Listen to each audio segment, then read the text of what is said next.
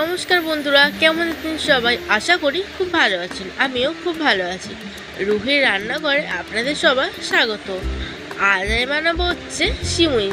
কার কার সিমুই খেতে ভালো লাগে আমায় কিন্তু কমেন্টে নিশ্চয়ই জানাবেন। আর আজকে দেবো আমি নিরামিষ থালির রেসিপির মধ্যে প্রথমেই আমি কিন্তু সিমুইটাকে আজকে দেখাবো।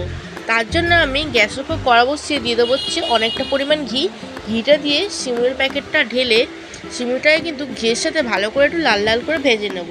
তারপর সিমুইটাকে যখন ভাজা যাবে তখন কিন্তু সাইড করে ওই কড়ার মধ্যে দিয়ে দেবো হচ্ছে আর একটু ঘি দিয়ে কাজুটাকে দিয়ে ভালো মতন কাজুটাকেও একটু ভালো করে নাড়াচাড়া করে নেব আর একটু লাল লাল করে নেব। এদিকে আমার সিমুই ভাজা রেডি। ওদিকে আমি 1 লিটার দুধ জাল দিতে দিয়ে দিয়েছিলাম।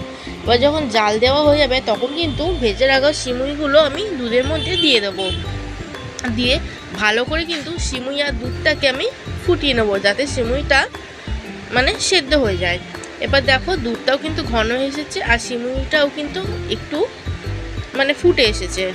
এরপর আমি ওর মধ্যে দিয়ে দেবো হচ্ছে 1 বাটি চিনি আর দিয়ে দেবো সামান্য পরিমাণ নুন দিয়ে ভালো মতন আবারও 2 থেকে 3 মিনিট ফুটিয়ে নিলে তারপর লাস্টে দিয়ে দেবো হচ্ছে অনেকটা পরিমাণ ঘি। আমার কিন্তু সিমুই ফোটাতে লেগেছে প্রায় ওই 20 মিনিট। ঘি দিলেই রেডি আমাদের কিন্তু চটজলদি সিমুই। ভিডিওটি কেমন লেগেছে কমেন্টে কিন্তু নিশ্চয়ই জানাবেন। আর ভিডিওটি ভালো লাগলে লাইক কমেন্ট শেয়ার অ্যান্ড সাবস্ক্রাইবটা কিন্তু করে দেবেন।